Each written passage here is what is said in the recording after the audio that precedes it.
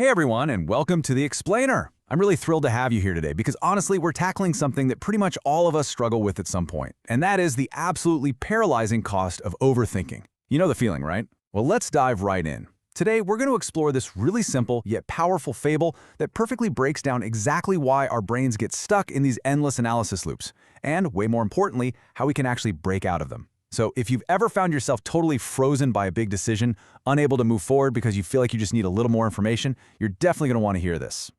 So, our source material kicks off with a classic scenario. Picture this. There was once a village suffering from a completely devastating drought, and the villagers basically had just two choices for their survival. Option one was this old well right in town. It was safe, it was close by, but it was shallow and almost completely dry. Option two was a rumored hidden well, located somewhere way out beyond this dense, mysterious forest. Now the catch? Nobody knew exactly where this second well actually was. And, human nature being what it is, most of the villagers chose the illusion of safety. They just stayed put near the old dry well. But one young man decided nope, he wasn't going to just sit around and wait. He decided to go search for the hidden one. Section 1. The Tale of Two Wells. Okay, so our young man, let's call him Arjun, packs his bags and heads for the hidden well. But just an hour in, he hits a fork in the road. One path goes left, one path goes right. And man, the weight of the decision just sets in. You can almost feel it. The internal spiral takes over. He starts asking himself, what if the left path is a dead end? What if I waste a whole day? What if there are wild animals down there? Wait, should I go back and ask someone first? Instead of just making a choice, Arjun builds this massive mountain of hypothetical disasters in his head. He's literally trying to solve problems that haven't even happened yet. Let's actually trace the real, tangible cost of that anxiety. 1 hour passes, and he's just analyzing the left path. 2 hours pass. Now he's worrying about wild animals that probably don't even exist.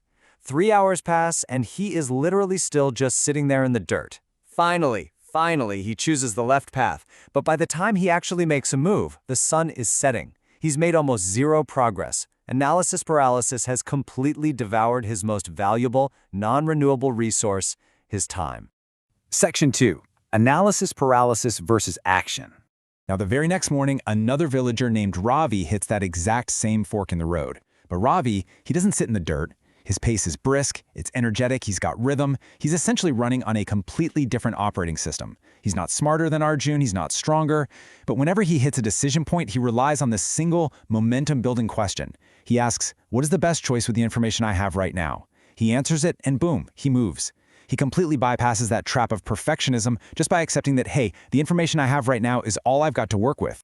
This is absolutely crucial. The big difference lies in their approach. Arjun seeks certainty before moving.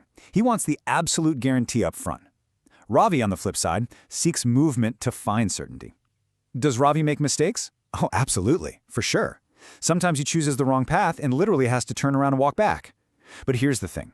Every single misstep, every wrong turn gives him new data. It teaches him something brand new about the forest that he didn't know 5 minutes ago. And honestly, here is the real punchline to Ravi's whole strategy.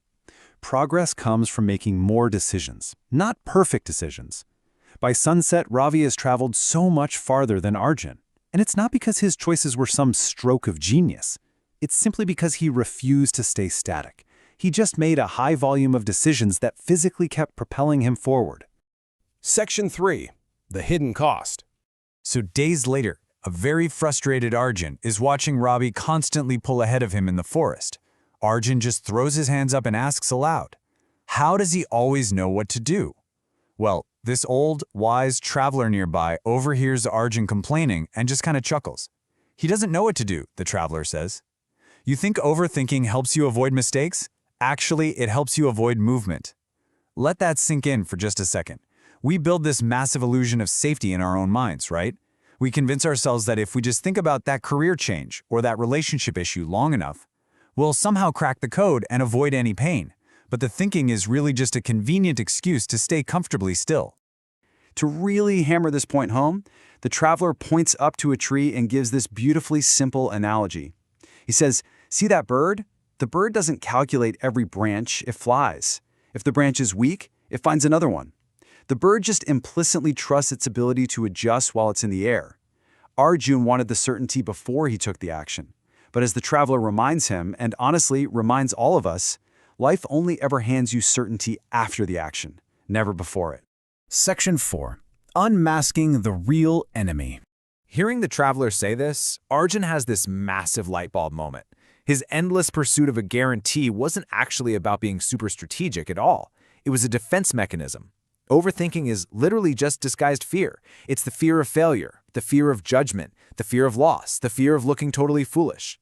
Think about how true this is in your own life. Your mind spins up these endless thoughts running through a million what-if scenarios because it falsely believes that if it just thinks hard enough, it can magically eliminate uncertainty. But uncertainty is a permanent feature of life. It's baked in.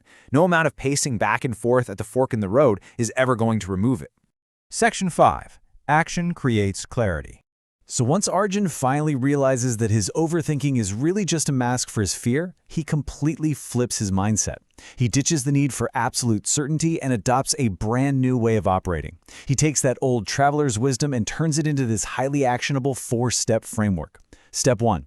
Give yourself exactly 5 minutes at every new crossroads. Step 2. Make a choice. Step 3. If you realize you're wrong, adjust. Step 4. If you're right, continue. That is the whole shebang. It's so incredibly simple, yet so powerful. Arjun starts applying this 5-minute rule to literally every single decision, and suddenly his pace through the forest just skyrockets. Fast forward a few weeks, and guess what? Both Arjun and Ravi successfully find the hidden well. The well had always been out there. Finding it was never actually the real challenge. The true challenge was continuing to walk forward despite not knowing. By refusing to let the fog of the unknown paralyze them, they prove that physically walking through the fog is literally the only way to clear it. As we're wrapping up the explainer today, I really want to share the old traveler's final, super striking analogy with you. He told Arjun, "You don't drown because you entered the river. You drown because you refuse to move and let the current decide for you." Man, that just completely flips our perspective, doesn't it? We usually think our absolute biggest problem is making the wrong decision. But in reality, making no decision at all, just letting the current violently sweep you away while you stand there overanalyzing the water, is actually the most dangerous choice you can make. Action creates clarity. Overthinking creates fog. You just cannot discover new oceans if you spend your entire life analyzing the shore. So I want to leave you with a question to chew on today. What shore are you currently overanalyzing in your own life? What decision are you just endlessly turning over and over in your mind, hoping some magical guarantee will suddenly appear? Remember, the path only becomes clear after you start walking. So it's time to stop overthinking, trust your ability to adjust on the fly, and finally, step into the water. Thanks so much for joining me on this explainer. I'll catch you next time.